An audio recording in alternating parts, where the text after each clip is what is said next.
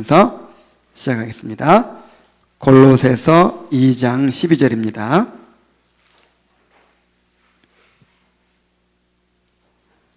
자, 함께 읽겠습니다. 시작. 너희가 세례로 그리스도와 함께 장사되고 또 죽은 자들 가운데서 그를 일으키신 하나님의 역사를 믿음으로 말미암아 그 안에서 함께 일으키심을 받았느니라. 아멘. 우리 청년들에게는 이 결혼에 대한 특별히 결혼식에 대한 로망이 있죠. 이 결혼식을 한번 상상해 보세요. 양가 친척들 또 하객들 수많은 증인들 앞에서 이제 두 사람이 서로에게 속한 사람이 되었음을 고백합니다. 그리고 평생 헌신하겠다는 서약을 합니다. 이런 거룩하고 아름답고 영광스러운 이런 예식을 통해서 두 사람이 한 몸이 되는 것이죠. 이 결혼식은 그 자체로 인생에서 가장 중요한 순간이 될 수 있어요. 이제 무엇을 위한 예식일 뿐만 아니라 결혼식 자체가 가장 행복한 순간이 되는 것이죠. 그 자체로 큰 행복을 또 맛보기도 합니다. 그리고 이 결혼식은 그 순간만 즐겁고 또 행복한 것이 아니라 평생에 두 사람을 묶어주는 끈이 되는 거예요. 그런데 세례가 바로 이 결혼식과 같습니다. 세례는 영적 결혼식입니다. 세례는 그리스도와 연합하는 의식이에요. 그리스도 안에서 하나님의 백성이 되고 그리스도의 몸된 교회와 연합하는 의식이에요. 세례는 단지 무엇을 나타내는 의식일 뿐만 아니라 하나님이 정하신 은혜의 수단이에요. 세례를 받을 때 또는 받고 난 이후에 세례를 통해서 얻게 되는 은혜가 있다는 거예요. 세례는 예수님께서 직접 제정하시고 지상 사명 가운데서 명령하신 거룩한 예식입니다. 은혜의 수단입니다. 그래서 우리가 이 세례가 무엇인지를 바로 알아야 되겠죠. 세례가 어떤 의미가 있고 또 어떤 은혜가 있는지 오늘 말씀을 통해서 잘 깨닫게 되시기 바랍니다. 자, 먼저 세례란 무엇인가? 세례에는 어떤 의미가 있는가? 소요리문답 제93문에 잘 요약이 되어 있어요. 함께 읽어봅시다. 시작. 세례가 무엇입니까? 세례는 물을 가지고 성부와 성자와 성령의 이름으로 씻는 성례입니다. 이것은 우리가 그리스도에게 접붙임 되는 것과 은혜 언약의 모든 유익에 참여하는 것과 주님의 것이 된 것을 표시하여 인치는 것입니다. 야, 세례가 뭔지 이것만 딱 외우면 돼요. 자, 하나하나 나눠서 생각을 해봅시다. 먼저 세례란 물로 씻는 예식입니다. 죄로 더럽혀진 신자의 영혼은 그리스도의 피와 성령으로 깨끗하게 씻음을 받게 되죠. 자, 구약의 성막, 성전이 있죠. 그런데 제사장이 성전에 들어가려면 반드시 해야 되는 일이 있어요. 그게 뭐죠? 물두멍이라는 게 있어가지고 들어오고 나가며 계속 손발을 씻어야 했어요. 씻지 않으면 들어갈 수가 없어요. 그런데 그 물은 바로 예수님의 피를 상징하고 또 성령을 상징했어요. 자, 우리가 어떻게 깨끗함을 받죠? 예수 그리스도의 피로 깨끗함을 받습니다.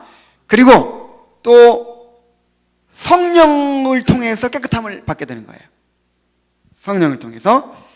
고린도전서 6장 11절에 한번 찾아봅시다. 고린도전서 6장 11절.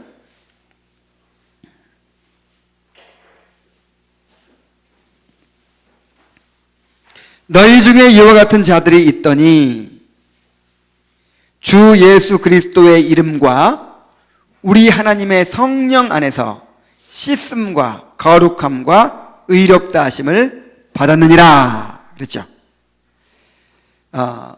예수 그리스도의 이름, 그러니까 예수님의 그 인격과 사역을 의미하는 거예요. 이름은 그러니까 예수님께서 이루신 구속 사역을 통해서 예수 그리스도의 보혈로 말미암아 우리가 씻음 받는 것이죠.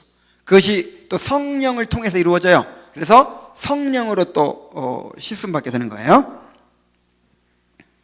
자, 이것을 세례를 통해서 나타내는 것입니다.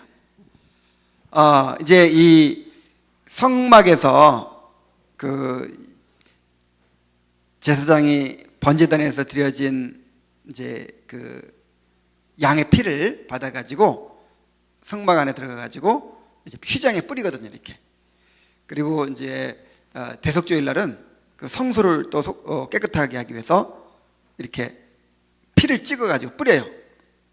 그 성막 안에 있는 기구들에게 뿌려. 자, 이거는 이제 씻는 거, 죄를 씻는 거를 의미하는 거거든요. 피 뿌림을 받았다. 우리가 피 뿌림을 받은 거예요. 예수 그리스도의 보혈을 뿌려서 우리가 씻음 받은 거예요. 그것을 무엇으로 나타내냐면 물로 세례를 받는 것으로 표시를 하는 것이죠.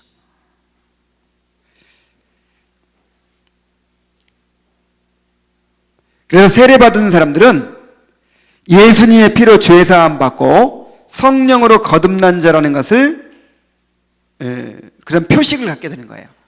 여러분 세례 받았습니까? 그러면 결혼식 했습니까? 그러면 뭐 한 사람이에요? 이제 부부가 된 거죠. 그런 것처럼 세례 받았습니까? 그러면 이제 죄사함 받은 거예요. 성령 받은 거예요. 그거를 이제 표식을 지니는 것이죠. 실제로 세례를 통해서 우리가 죄가 씻어지고 그 세례식 자체로 또 은혜를 받게 될 수가 있는 거예요. 에베소 5장 20절에 보면은 이는 물로 씻어 말씀으로 깨끗하게 하사 거룩하게 하시고, 또 갈라디아 3장 27절에 보면은 누군지 그리스도와 합하기 위하여 세례를 받은 자는 그리스도로 옷 입었느니라 그랬어요. 그러니까 우리가 세례를 통해서 죄가 씻어지고 또 이 거룩한 열망을 갖게 되는 거죠. 물론 이제 성령께서는 의식을 초월해서 역사하시기 때문에 세례 받을 때 그렇게 될 수 있고, 세례 전에 그렇게 될 수 있고, 세례 후에 그렇게 될 수 있어요. 그런데 어쨌든 이 세례가 그것을 이제 표시하는 것이죠. 자, 그래서 세례가 무엇이라고요? 물을 가지고 씻는 것이다. 물로 씻는 예식이다 그랬습니다. 자, 두 번째로 세례란 성부와 성자와 성령의 이름으로 행하는 거예요. 성부와 성자와 성령의 이름으로, 아버지와 아들과 성령의 이름으로 세례를 주라 그랬죠. 누구의 이름으로 주라, 그 말이 무슨 말이에요? 누구의 이름으로 하는 말은 그 사람의 권위로, 그 사람의 자격으로, 그런 뜻이죠. 인감증명 떼다가, 아버지 인감증명 떼다가 이제 예를 들어서 내가 집을 팔 수도 있어요. 물론 이제 몰래 그런 게 아니고 아버지가 이렇게 하라고 하면, 자, 그러면 아버지가 직접 가지 않지만 내가 아버지 인감증명을 가지고 있기 때문에 이제 아버지의 권위로, 아버지의 자격으로 그것을 내 마음대로 이렇게 할 수 있는 거예요. 그래서 세례는 세례 주는 사람의 권위가 아닙니다. 세례 주는 목사나 무슨 신부에게 능력이 있고 뭐가 있어가지고 그 사람에게 전달되는 것이 아니고, 세례의 권위는 누구에게 있어요? 하나님께 있어요. 성부와 성자와 성령께 있어요. 성부, 성자, 성령의 이름으로, 그 권위로, 그 자격으로 세례를 주게 되는 것입니다. 그래서 이 5세기에 이 도나투스파라는 이단이 있었어요. 그 이단은 어떤 이단이냐면은 이제 북아프리카에서 일어난 이단인데, 그 로마 시대에 핍박이 있었죠. 근데 핍박이 항상 계속되는 건 아니에요. 이렇게 핍박이 있었다가 이제 그 황제라든지 로마 당국자들이 자기들의 필요에 의해서 이 사람들을 좀 쓸어버려야겠다. 그러면 이제 핍박을 하고 좀 내버려 두는 게 우리나라 유익이 되겠다. 그럼 좀 내버려 둘 때가 있고 그래요. 그래서 한 10차례 정도 기독교가 로마 제국의 이 공인된 종교로 인정받기까지 한 10차례 정도 핍박이 있었어요. 극심한 핍박이 있었는데 그 중에 이제 도미티아누스 황제 때 또 아주 극심한 핍박이 있었어요. 근데 핍박이 지나가고 나면 항상 교회 안에 갈등이 일어나는 거예요. 왜 그럴까요? 신사참배 문제가 있고 나서 어떤 문제가 있었죠? 교회가 분열됐어요. 왜냐하면 전부 다 교회 지도자들이 신사참배 했거든. 그러니까 안 한 사람들이 어떻게 하겠어요? 회개해라! 너희들 다 물러나라! 막 그러겠죠. 그러니까 또 이제 합당한 이유를 대면서 우리도 어쩔 수 없었다 뭐 해가면서 이렇게 싸우게 되겠죠. 그런 일들이 로마 시대에도 계속 있었던 거예요.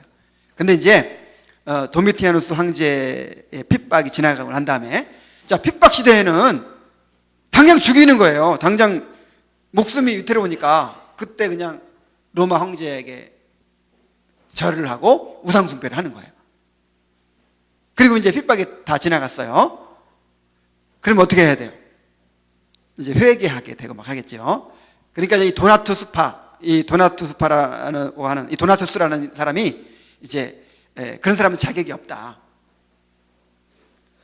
그런 사람들은 이제 자격이 없다고, 이 사람들은 다 이렇게 쫓아내야 된다고 이렇게 주장을 하고, 더 나아가서 이제 그렇게 우상 숭배하고 막 했던 사람이 목사니까, 교회 지도자니까 세례를 줬을 거 아니에요.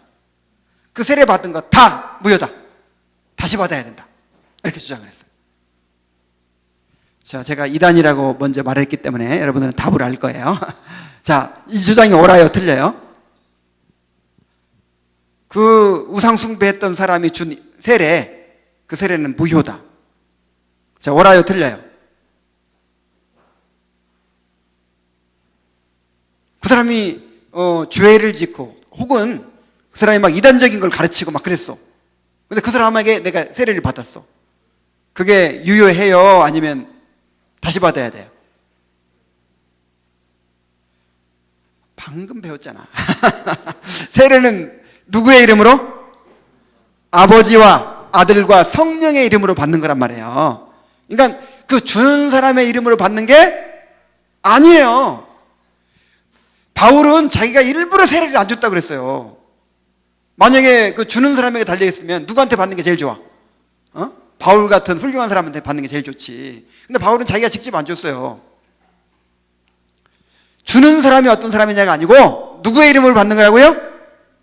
아버지와 아들과 성령의 이름으로, 삼위 하나님의 이름으로 받는 거예요.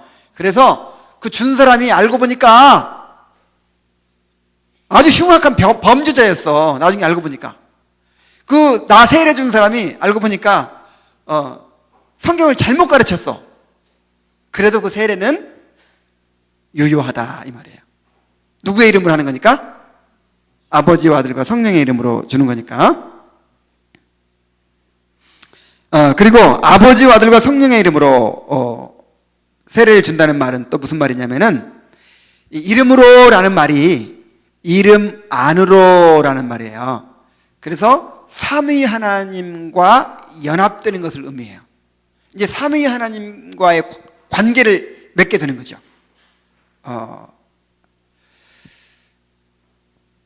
자, 세례를 받으면 누구와 관계를 맺게 돼요? 삼위 하나님과 관계를 맺게 되고 삼위 하나님을 모시고 살게 되는 거예요. 이제 삼위 하나님의 이름으로 살아가는 사람이 되는 거예요. 그래서 이제 이 세례는 얼마나 엄청난 의미인지 한번 생각해 보세요. 삼위일체 하나님과 연합시키는 거예요, 세례가. 자, 세 번째로 세례는 그리스도에게 접붙임 되는 것이다 그랬어요. 자, 그 접붙임이 뭐예요? 접붙이는 거 봤어요? 그 나무, 이제 옛날에 이 시골에 이제 이 똘감나무가 있어. 그냥 감나무가 그냥 이렇게 큰 감이 열리는 게 아니야. 그냥 나는 이렇게 감씨가 떨어져서 이렇게 나면 그게 똘감 조금밖에 안 열려요. 그럼 어떻게 해야 되냐면은 접붙이기를 해야 돼. 그 가지를 자르고 이제 좋은 감나무 가지를 딱 이렇게 접붙이면 이제 그 가지에서는 좋은 감이 열리죠. 근데 이제 성경의 접붙임은 반대야, 반대. 그러니까 이 실제 접붙임은 나무는 별로 안 좋은데 가지가 좋은 가지죠. 근데 성경의 접붙임은, 예수님한테 접붙여지는 거는 나무가 좋아요, 가지가 좋아요? 나무가 좋죠. 가지는 아무것도 아니야. 가지는 우리고 예수님은 이제 나무인데, 자, 우리를 가지 대신 나무 대신 예수님께 딱 접붙이는 거야. 그러면 그 나무에서 진액이 올라와 가지고 나무의 힘으로 열매가 맺혀져요. 자, 이것은 우리가 그리스도의 죽음과 그리스도의 부활에 연합되는 것을 보여주는 것입니다. 내가 예수님을 믿는 순간, 예수님을 믿는다고 하는 것은 예수님을 영접해서 예수님과 연합되는 거예요. 예수님께 접붙여지는 거예요. 그러면 예수님께서 이루신 구원이 내 것이 되는 거예요. 로마서 6장 4절 5절 한번 봅시다. 로마서 6장 4절 5절.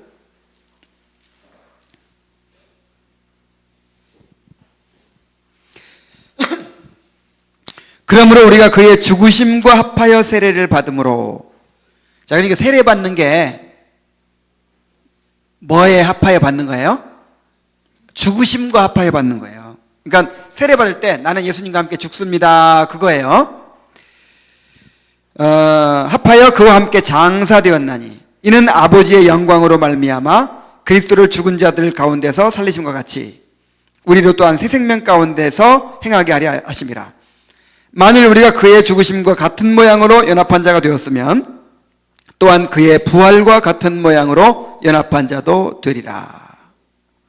그러니까 세례라고 하는 것은 예수님과 함께 죽고 예수님과 함께 살아나는 거예요.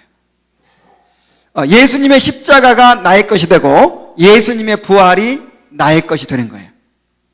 예수님의 십자가의 죽음과 예수님의 부활에 연합되는 것이 바로 세례입니다.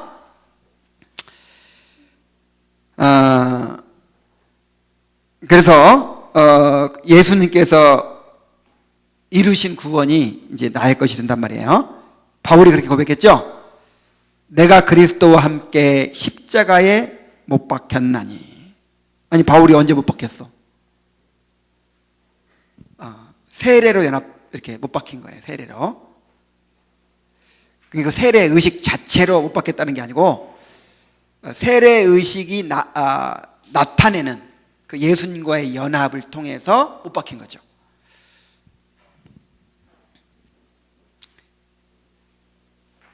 자, 그 다음에 네 번째로 세례는 그리스도와 연합될 뿐만 아니라 그리스도의 몸인 교회에 연합이 되는 것입니다. 고린도전서 12장 13절에 한번 보겠어요. 고린도전서 12장 13절.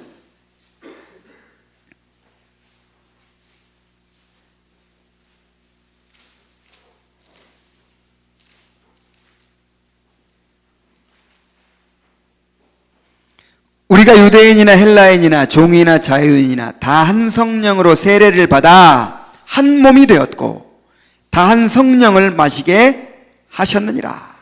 자, 성령으로 세례 받는 것을 이제 물 세례로 나타내는 것이죠.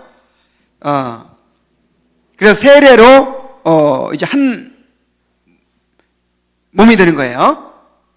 그리스도의 몸인 교회에 연합이 되는 것입니다. 그래서 내가 예수님을 영접하잖아요. 예수님 영접하고 예수님과 연합이 되면, 예수를 믿으면 예수님과만 연합이 되는 것이 아니고 따라오는 식구들이 있어. 내가 누구와 결혼하면 그 사람만 하고만 가족이 되는 게 아니라, 내가 어떤 남자하고 결혼하면 시어머니가 와. 그다음에 시누이, 시동생들. 자, 이런 그 신랑과 함께하는 가족들을 내 가족으로 받아들여야 돼. 그죠? 나는 신랑만 내 가족이야. 난 다 나머지는 싫어. 이러면 결혼할 수 있어요, 없어요? 그냥 혼자 살아야 돼. 이거하고 똑같아요. 예수님을 영접했더니 예수님만 계신 것이 아니라 예수님의 몸이 있어. 예수님의 가족이 있어. 교회가 있어요, 교회. 그래서 예수님을 영접하는 것은 바로 이 교회를 영접하는 거예요. 그래서 교회와 연합되는 거예요. 나는 예수님은 좋은데 나는 교회는 싫어. 나는 사람들은, 교회 사람들은 별로 가까이 하고 싶지 않아. 이거 예수 믿는 거 아니에요. 이거 구원받은 거 아니에요. 정말 구원받은 사람은 예수님과 연합됐을 뿐만 아니라 교회와 연합되는 것입니다. 이건 내 말이 아니고, 보는 바 그 형제를 사랑하지 아니하는 자가 보지 못하는 바 하나님을 사랑할 수가 없느니라. 그래서 그리스도와 연합됐다는 것, 보이지 않는 그리스도와 연합됐다는 걸 뭘로 알아요? 보이는 그리스도의 몸과 연합된 것을 통해서 알 수 있어요. 보이지 않는 그리스도께 대한 사랑을 어떻게 알아요? 눈에 보이는 형제 자매들을 사랑하고 내 가족으로 여기는 것을 통해서 이 사람이 구원받은 사람이다, 이 사람이 예수 그리스도를 영접한 사람이다 라고 하는 것을 알 수 있다, 이 말이에요.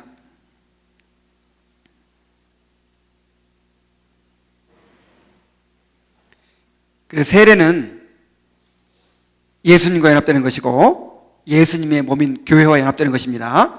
이것은 굉장한 의미예요. 이제는 하나님께서 묶어버리셨기 때문에 이제는 내 마음대로 나 싫어 이렇게 할 수가 없어요. 거부할 수가 없는 거야. 어떻게 내 싫어하는 사람만 교회에 있나? 뭐 이거 어쩔 수 없어. 하나님이 그렇게 묶어놨어. 내 가족으로. 내가 태어나고 났더니 내 위에 형이 있고 누나가 있어. 나 이런 사람 나 형제를 받아들이기 싫어. 나 엄마 뱃속으로 도로 들어갈래. 이렇게 할 수 있어요, 없어요? 없어. 받아들여야 돼. 이건 내 선택이 아니야. 그래서 여러분, 정말 세례 받았다면 이 옆에 있는 형제 자매들을 받아들여야 됩니다. 구별하려고 하면 안 돼요. 내가 좋아하는 사람, 싫어하는 사람. 이 사람 내 스타일이야. 이 사람은 밥맛이야. 그러면서 구별하면 이거 예수 믿는 거 아니야. 이거는 무슨 세상 모임에 온 것이지 예수 믿는 거 아니야. 예수님 사랑한다는 말 다 순 거짓말이고 절대 예수 믿는 거 아니에요. 구원받지 못했어, 이 사람은. 진짜 요한일서가 그걸 보여주는 거예요. 하나님께로서 난 자마다 형제를 사랑한다 그랬죠. 우리가 형제를 사랑함으로 사망에서 생명으로 옮긴 줄 알거니와 형제를 미워하는 자는 사망에 머물러 있느니라. 너무나도 명백하게 얘기했어요.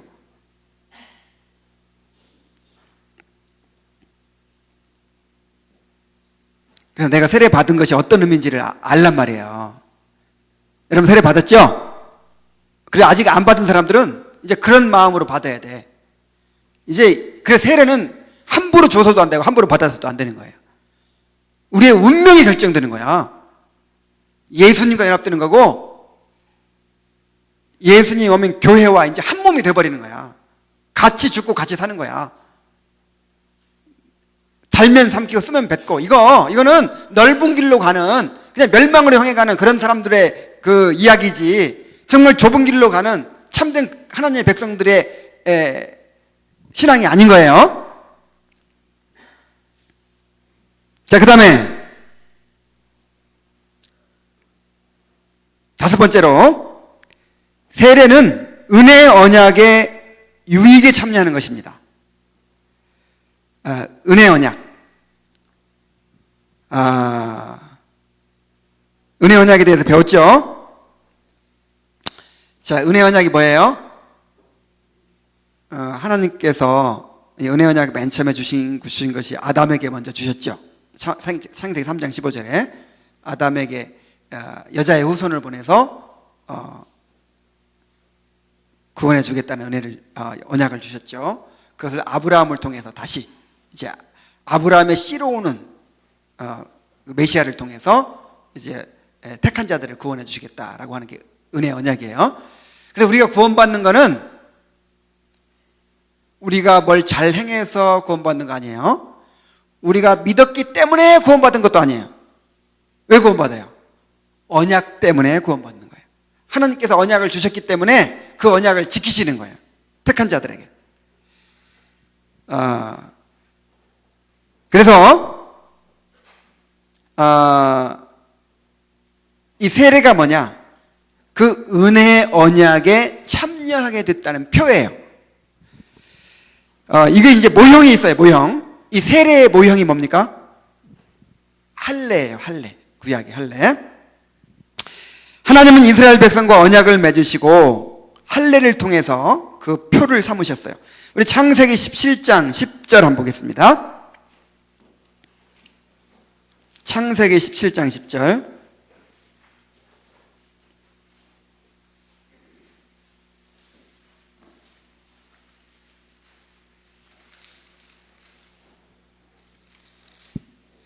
자, 여기 보면은 자, 아브라함과 언약을 맺는 거예요.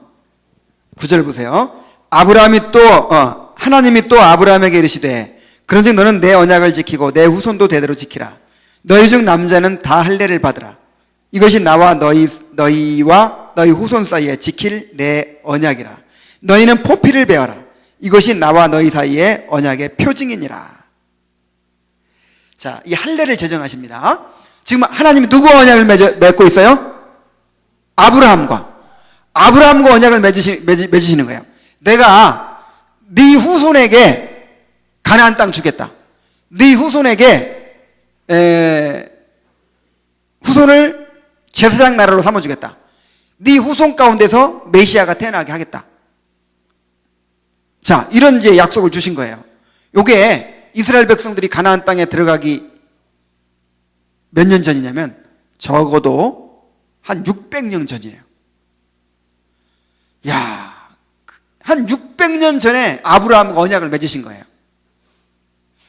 그리고 600년이 흘러가는 동안 그 자손들이 물론 아는 사람은 알겠지만 그 약속 기억하겠어요? 애굽에 가가지고 이제 나중에는 이제 큰 민족으로 막 불어났죠. 그래 애굽에서 살기 좋은 고센 땅에 살면서 하나님과의 약속 기억하겠어요? 조상에게 주신 약속. 근데 하나님은 그 약속을 기억하시는 거예요. 나는 아브라함의 하나님, 이삭의 하나님, 야곱의 하나님 여호와니라. 이게 무슨 뜻이냐면 이스라엘 백성의 조상이 아브라함과 이삭과 야곱이잖아요. 나는 너희들 조상들에게 언약을 준 하나님이다. 나는 그 언약을 지킨다.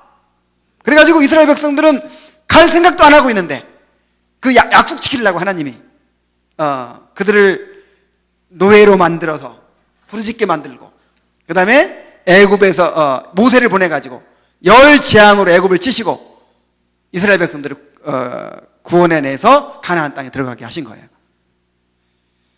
그러니까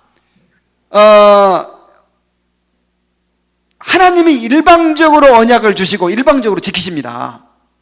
그러니까 이스라엘 백성들은 그 아브라함의 후손이기만 하면 돼요. 왜냐하면 아브라함의 후손에게 내가 언약을 주겠다 그랬으니까 이 가나안 땅 주겠다 그랬으니까 아브라함의 후손이기만 하면 이제 그 언약이 이루어지는 거예요. 뭐 더 착한 사람, 나쁜 사람 이거 상관없어. 똑똑한 사람, 미련한 사람 상관없어.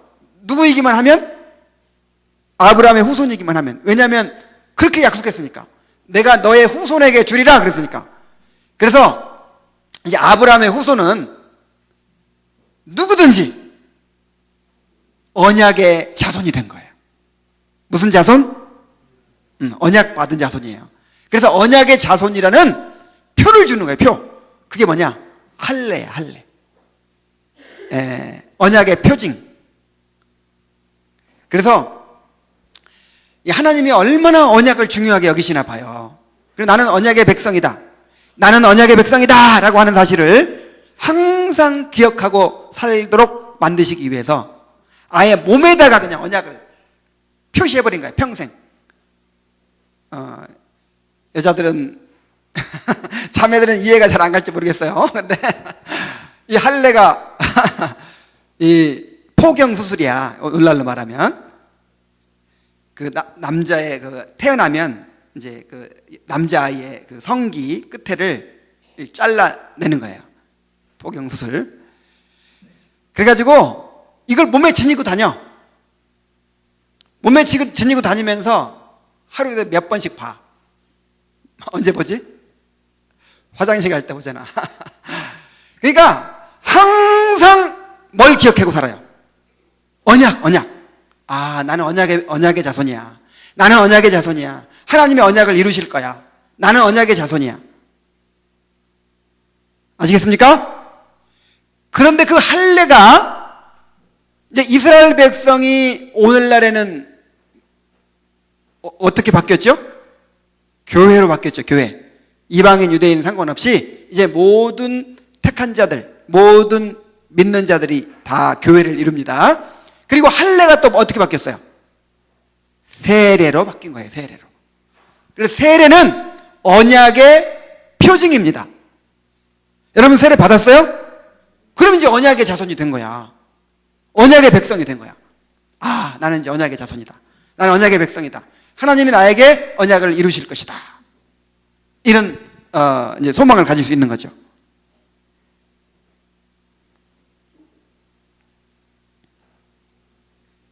그래서 세례가 언약의 표징이라는 거, 언약의 백성을 나타내는 표징이라는 거 여러분 기억하세요. 나는 세례 받았다. 그러면 이제 그 언약의 표징을 갖게 된 거예요. 할례 받은 거예요.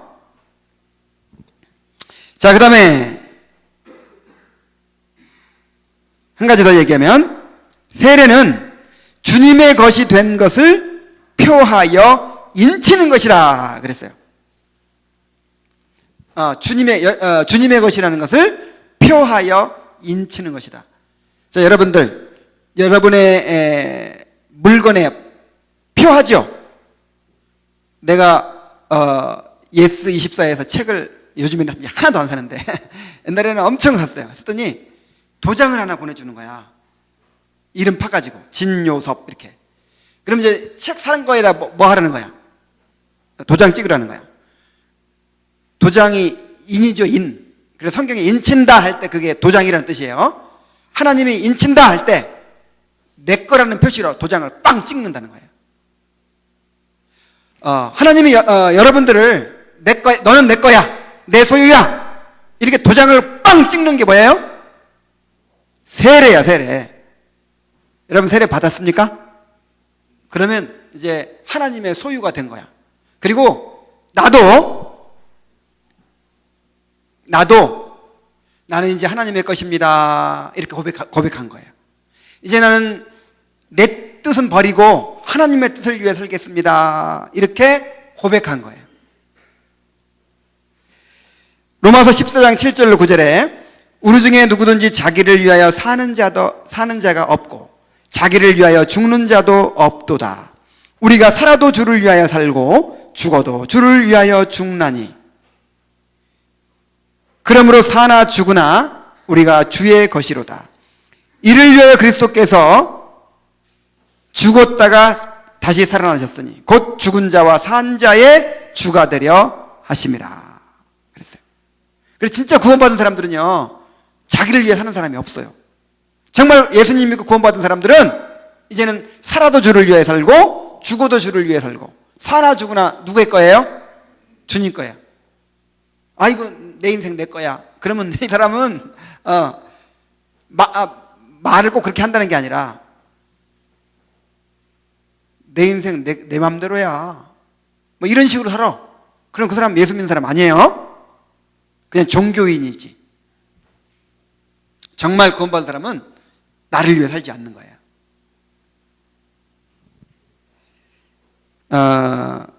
구약시대에 안식년이라는 게 있어요. 안식년. 몇 년마다 돌아오죠? 7년마다 돌아와. 그래서 이제 어떤 사람을 종으로 샀어요, 내가. 옛날에는 노예제도가 있으니까. 종으로 사면 6년까지만 노예로 부릴 수가 있어. 7년 되면 다 풀어줘야 돼. 자유롭게 해줘야 돼. 근데 내가 노예로 이제 사가지고 7년 됐어요. 6년 됐어요. 그래서 7년째 이제 너는 자유다. 이제 가서 자유롭게 살아라. 그랬더니 이 노예가 아닙니다. 나는 주인님을 너무 사랑해서 나는 당신의 노예로 살겠습니다. 나는 그것이 더 편하고 그것이 더 행복합니다. 난 당신의 노예가 되겠습니다. 자원하는 노예가 있어. 자원하는 노예. 그러면 이제 그 표시를 하는 거야. 제사장한테 데리고 가. 그럼 제사장이 송곳으로 귀를 뚫어요. 옛날에는 그 노예를 표시할 때 귀를 뚫었어요. 그리고 귀걸이를 해주는 거야. 저 귀걸이 한 사람들 옛날로 치면 지금 노예 표시하고 다니는 거야.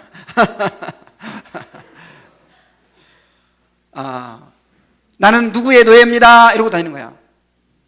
여러분 그냥 예수님의 노예라고 생각하세요. 그냥 해석을 좋게 해줄게. 그래서 이 귀 뚫는 거, 귀 뚫어서 이렇게 구멍 내는 거, 혹은 귀걸이를 하는 거, 이게 무슨 표시라고? 노예 표시. 그거와 똑같은 게 뭐냐? 세례란 말이에요. 세례. 나는 이제 주님의 노예입니다. 주님이 죽으라 하면 죽고 살라고 하면 살고, 이리 가라고 하면 이리 가고 저리 가라고 하면 저리 가고, 이제 나는 나를 위해 사는 존재가 아닙니다. 오직 주님을 위해 사는 존재입니다. 이렇게 고백하는 것이 세례예요. 세례 받을 때 그렇게 고백하고 받았어요? 잘 모르고 받았더라도 지금부터 그렇게 받아들이면 돼. 그렇게 받은 거예요. 빼도 박도 못해. 이제 받았으니까 어쩔 수 없어. 당장 귀뚫어요. 당장 여러분의 모든 권리를 내려놔. 세례 받았다면 이제 주님의 것이 된 거예요.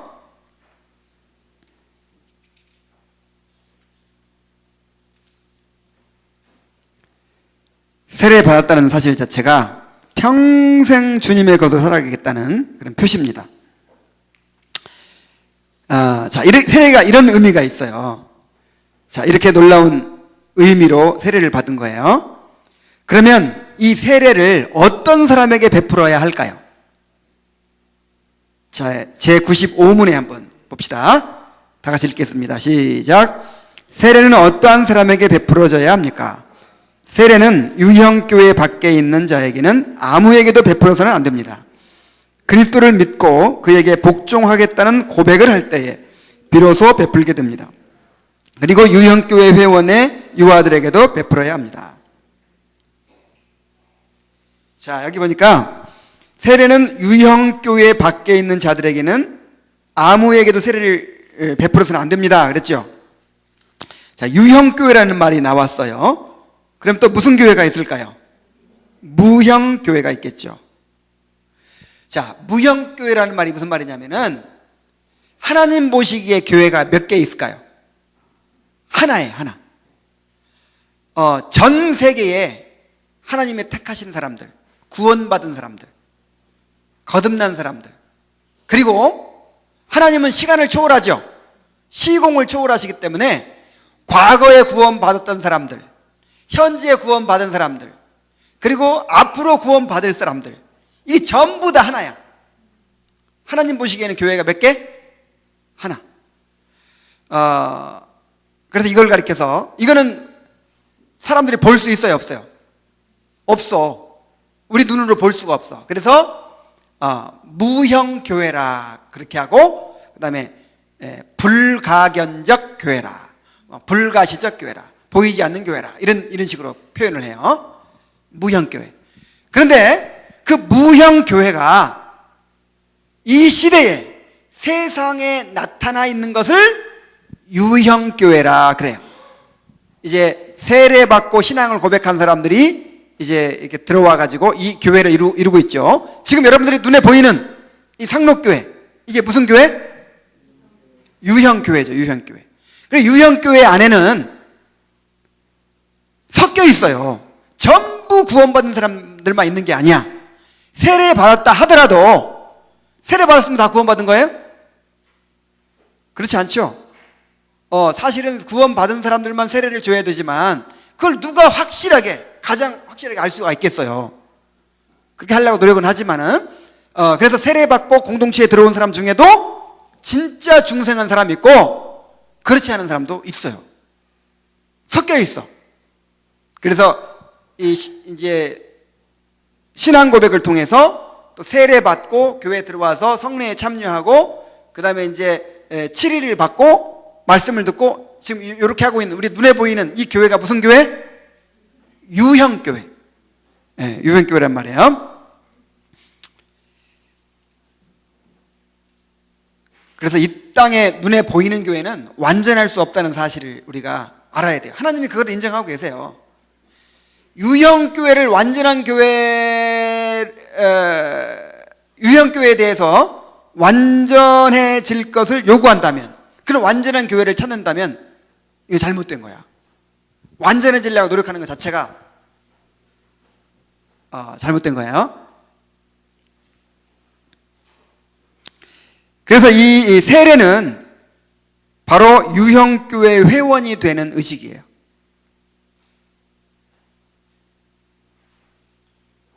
세례는 교회 밖에 있는 자에게는 베풀어서는 안 됩니다. 세례는 이 세상과 교회를 구분짓는 거예요. 이스라엘 백성들이 홍해를 건넌 사건은, 이 홍해를 딱 건넜다 하는 거는요, 이거는 이제 돌이킬 수 없는 그런 이제 단계를 거친 거예요. 홍해 건너기 전까지는 바로 왕이 쫓아와가지고 막 데리고 갈 수도 있죠. 아니면 홍해 바다 앞에서 아이고 바다 못 건너가겠네, 그냥 돌아가자, 가서 노예 생활 다시 하자, 돌아갈 수 있죠. 근데 홍해를 일단 건너버리면 돌아갈 수 있어요, 없어요? 없어. 이제 그 홍해 건넌 사건이 뭐냐, 바울 사도가 고린도전서 10장에서 홍해에서 세례를 받았다 그랬어요. 그러니까 홍해가 바로 세례야, 세례.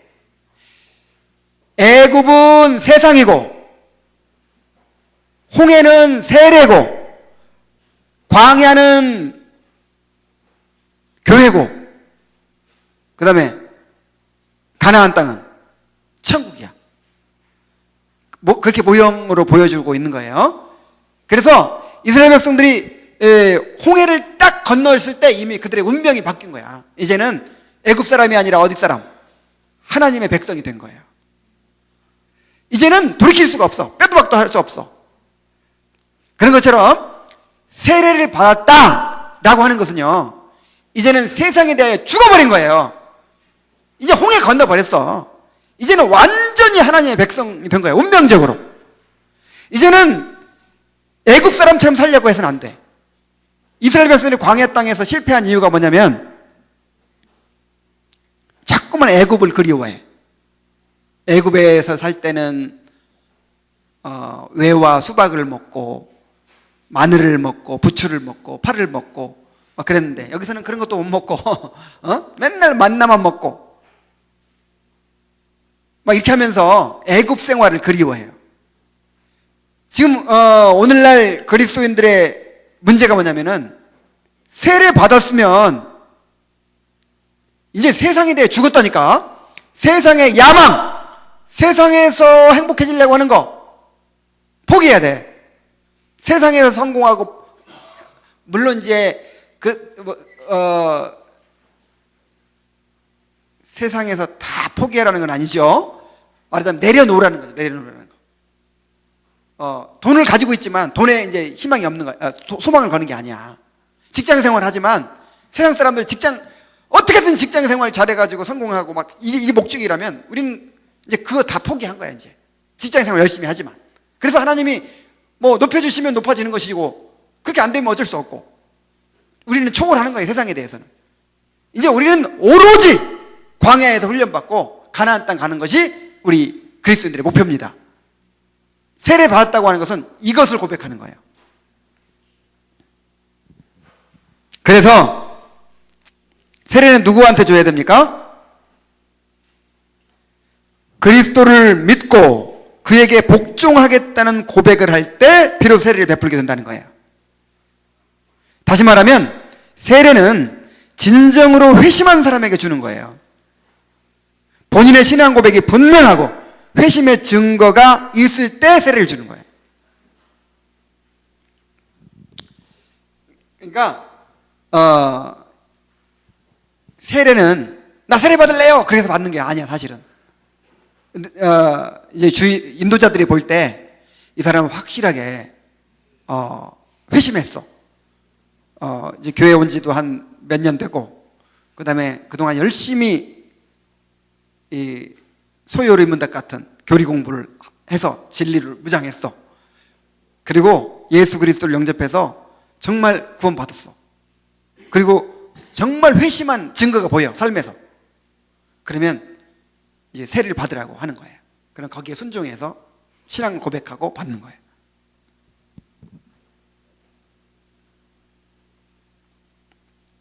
그렇게 해도 전부 다 구원받은 사람들로만 이 세례 공동체가 이루어지느냐? 그것도 아니란 말이에요. 그렇게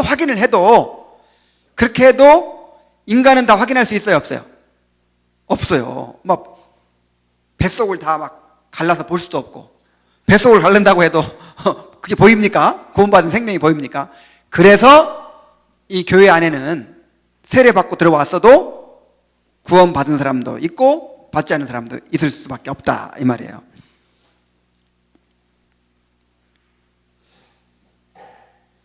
그래서 세례 자체가 구원을 보장하는 것은 아니다 하는 걸 알아야 돼요. 세례를 받지 않았어도 구원받았을 수 있고, 세례를 받았어도 구원을 받지 않았을 수도 있습니다. 그러나 어쨌든 우리가 할 수 있는 한 최선을 다해서 이제 회심의 증거가 있는 사람, 신앙 고백이 분명한 사람에게 세례를 줘야 돼요. 자, 이 세례가 변질되면서 교회가 타락한 거예요. 세례가 변질되면서. 초대교회에서는 세례자를 철저하게 교육하고 회심의 증거를 확인한 후에 세례를 주었어요. 물론 이제 사도들이 살아있을 때는, 그러니까 교회 시대를 어떻게 구분합니까? 사도 시대, 사도교회라 그래요. 사도교회, 사도들이 살아있을 때. 그 다음에 사도들 직후부터 초대교회라고 그래요. 로마 시대. 그 다음에 이제 그 초대교회가 타락해가지고 완전히 그냥 부패해져 버렸을 때가 이제 중세교회라고 그러죠. 자, 그런데 그 초대교회 때, 이제 사도시대는 베드로가 3,000명한테 복음 전하고 예수 믿으니까 그날 세례를 줬죠. 물론 그건 특별한 경우죠. 그 사람들은 전부 다 배경이 다 신앙이 있던 사람이야. 하나님도 알고 말씀도 알고 구약성경 다 알고, 그 다음에 6월절 오순절 지키려고 먼 나라에서 올 정도로 그렇게 열성적인 신자들이, 오늘날로 말하면 교회는 열심히 다녔는데 아직 구원받지 못한 그런 사람이라고 볼 수 있어요. 자, 그런 사람들이기 때문에 집단적으로 복음 전해서 집단적으로 이제 구원받고 세례를 받고 이렇게 한 거예요. 성령의 역사에서 그것도. 그러니까 그 부흥이라고 하는 거, 이 부흥의 위대한 부흥 역사의 가장 위대한 부흥 역사를 꼽는다면 뭐예요? 오순절이죠, 오순절. 부흥이라고 하는 거는 집단적으로 회심이 일어나 버리는 게 부흥이야. 자, 그런 이제 일이 있었지만은, 그 다음에 이제 사도들은 에디오피아 내시도 막 즉시 세례 받았죠. 그런 경우도 이제 그 사람도 그렇게 열심히 있는 신앙인이었고, 사도니까 이 빌립 집사라고 하지만 지도자예요, 지도자. 그 교회 준 사도 정도 되는 사람이에요. 그러니까 이제 그 당시에는 그런 것이 가능했어요.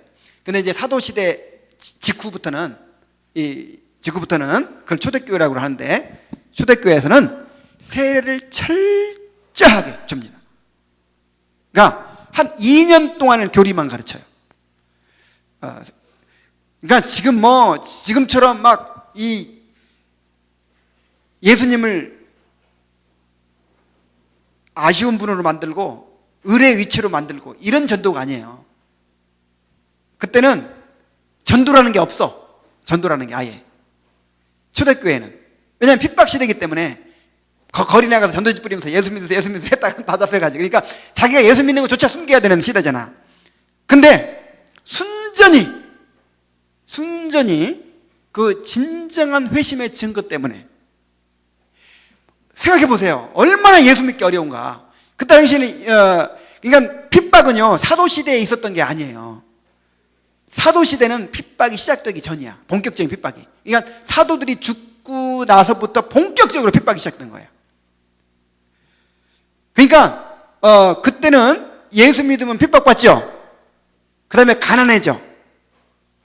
하여간 예수 믿는 사람이 이 사회의 쓰레기로 여겨지는 거예요. 쓰레기로. 온갖 나쁜 소문은 다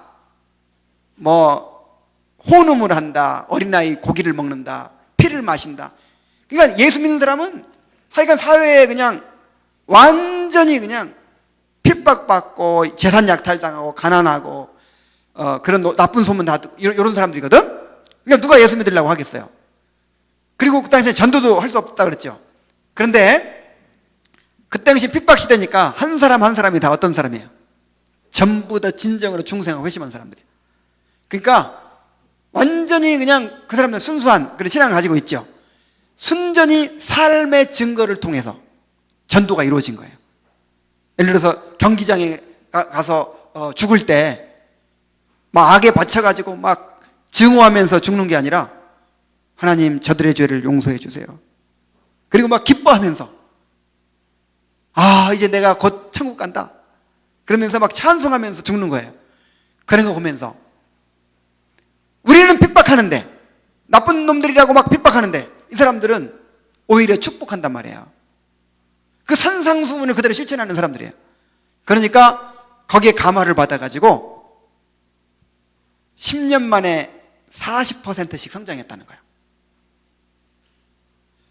정말 이건 기적, 또 이런 기적이 없는 거예요. 그러니까 나중에는 어떻게 됐어요? 로마 제국을 다 정복했어요, 기독교가. 지금 세례 얘기하려고 하고 있어요. 그때는 이제 그래가지고 나도 기독교인이 되고 싶어. 기독교인이 되고 싶어 해가지고 교회 오잖아요. 그러면 아이고 VIP 왔다, 새신자 왔다 하면서 막 이러지 않았다는 거야.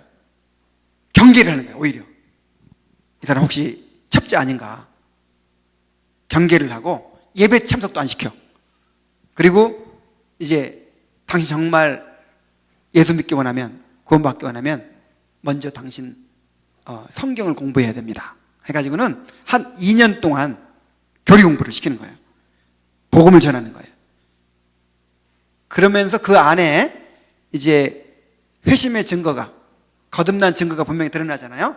그러면 세례를 주고 이제 공동체를 받아들이는 거죠. 세례 받기가 엄청 어려운 거예요. 세례 받기가. 세례 받으려면요, 내가 예를 들어 잘못된 어떤 직업을 갖고 있잖아요. 좀 이렇게 하나님의 영광을 가리는 그런 직업을 갖고 있잖아. 그걸 포기해야 돼. 현재 내가 범하고 있는 죄들 내려놔야 돼. 하여간 다 포기하고 세상을 포기하고 예수님께 자기를 드려야만이 세례를 받을 수 있어요. 그래서 이 콘스탄틴 황제는 죽을 때까지 세례를 안 받았어. 왜냐하면 공부해야 되고 복종해야 되고 이러기 싫어가지고. 그래서 콘스탄틴 황제가 기독교를 개종했다고 하지만 안 믿어주는 거예요. 우리가. 물론 그 사람은 진짜 기독교인이라고 인정하는 사람도 있지만 나는 안 인정해. 정치적으로 개종했다. 정치적으로. 기독교인 인구가 하도 많으니까 이제 나라를 통치하는 차원에서 받아들인 거지. 그래 콘스탄틴 황제가 기독교를 받아들인 다음에 기독교가 부흥했어요? 물론 숫자는 늘었지만 완전 타락해버렸어요. 완전. 자꾸 내가 왜 자꾸 딴 데로 나가나? 지금 세례 이야기하고 있는데. 그래서 초대교회는 그래 세례를 철저하게 하니까 교회가 순수했죠. 근데 이제 기독교가 공인된 거예요. 로마 제국에서. 공인되고 기독교가 국교가 됐어. 국교가 됐다고 하는 거는 의무적으로 세례를 받아야 돼. 의무적으로. 나 기독교 싫어요. 그러면 공무원 될 수 없어. 뭐 시험에 응시할 수 없어. 기독교인이라는 증거가 있어야 돼. 세례 증명사고라고 하는 거야. 요즘식으로. 그러니까 세례가 이제 의무적으로 받게 하는 거니까 어떻게 되겠어요? 형식화 되겠죠. 그러니까 로마 제국 시민이면 모든 사람이 다 세례 받으니까. 그러니까 이제 세례가 형식화되는 거예요. 그래서 나중에 심지어는 예를 들어서 원정 가가지고 정복전쟁에서 원정 가가지고 다른 나라 병사 3,000명을 포로로 잡아왔어.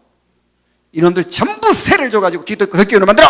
하면 집단으로 세례를 주는 거야. 그래가지고 기독교인 만들어요. 그래 기독교인은 늘어나죠. 전 제국이 다 기독교인 되죠. 근데 이제 기독교인의 정체성은 무너져 버린 거죠. 그런데 오늘날 이러한 현상이 만연하고 있어요. 여러분들이 아마 더 잘할 거야. 오늘 세례에 대한 의미를 들을 때 여러분 세례 받은 거 형식적으로 받은 것 같아요? 아니면 정말 이 의미를 알고 여기 합당하게 받은 것 같아요?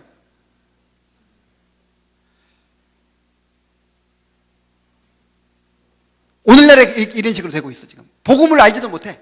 교리를 알지도 못해.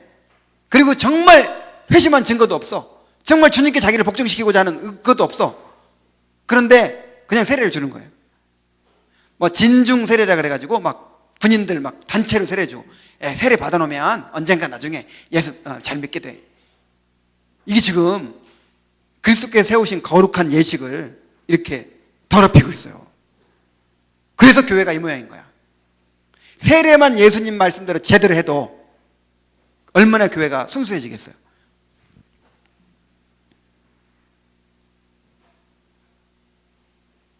그래서 우리가 세례의 의미를 온전히 알고 이미 세례 받은 사람도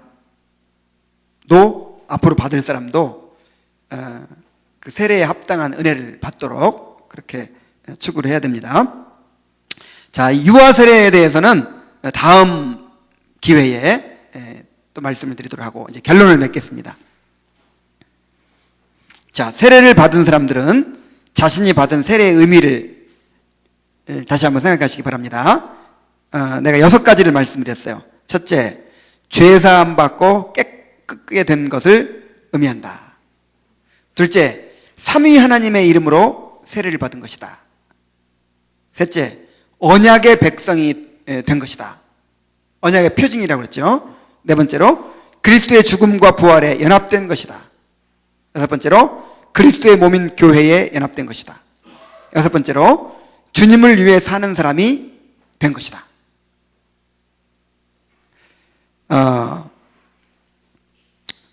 그래서 이제 이런 말을 들을 때, 아이고, 나 세례 받고 싶다. 야, 내가 아무것도 모르고 세례 받았는데 세례 받고 싶다. 뭐 이런 사람도 있을지 모르겠어요. 그런데 아까 그랬죠? 성령께서는 그 의식에 얽매이지 않으신다고. 그래서 세례를 받았지만 아직 거듭나지 못한 사람이 있을 수가 있는 거예요. 그래도 세례는 분명히 은혜의 방편입니다. 이 은혜는 세례 받을 때 동시에 주어질 수도 있고 세례 받은 후에 한참 지나서 성령께서 역사하실 수도 있어요. 하나님의 은혜는 전적으로 하나님 정하신 때에 성령으로 말미암아 주어집니다. 그래서 세례 받은 거 의미가 없는 게 아니에요. 자, 아까 세례를 통해서 유형교회에 이제 회원이 된다 그랬죠. 말하자면 이제 언약의 백성이 된 거예요. 언약의 백성. 자, 구약 시대에 할례 받으면 전부 언약의 백성 되죠. 그럼 할례 받은 사람 전부 구원받았나요? 그렇진 않죠. 이제 언약의 백성이 됐다는 것은 그 유형교회의 회원이 돼가지고 그 유형교회를 통해 주어지는 은혜를 계속 받을 수 있는 자격과 기회가 주어지는 거예요. 그래서 이제 실제로 그 세례에 걸맞는 은혜가 주어질 가능성이 많은 거죠. 내가 할례 받았어. 할례 받았으면 이제 할례 받은 사람들만이 할 수 있는 게 있죠. 제사 드리고, 그 다음에 뭐 절기 지키고, 말씀 배우고, 막 이런 거 하겠죠. 그러면서 이제 구원받을 가능성이 훨씬 높은 거죠. 그래서 내가 세례 받고 이 세례 공동체 안에 들어왔다면 이제 이 교회 생활을 열심히 하세요. 그래서 이제 그 세례에 걸맞는 하나님의 은혜가 주어지기를 기대하시기 바랍니다. 이 의미를 알고 이 의미에 내가 합당한 사람이 되도록 그렇게 은혜를 구하세요. 자, 기도하겠습니다. 우리 한번 1분 동안 또 각자 적용기도 하겠습니다. 이 가운데는 세례 받은 사람들도 있고 대부분 받았죠. 또 아직 받지 않은 사람도 있을 텐데 정말 이 세례의 의미대로 살 수 있도록 해달라고. 실제로 이 세례가 가지는 이 은혜가 내게 임할 수 있도록 해달라고 그렇게 기도하시기 바랍니다. 다 같이 기도하겠습니다.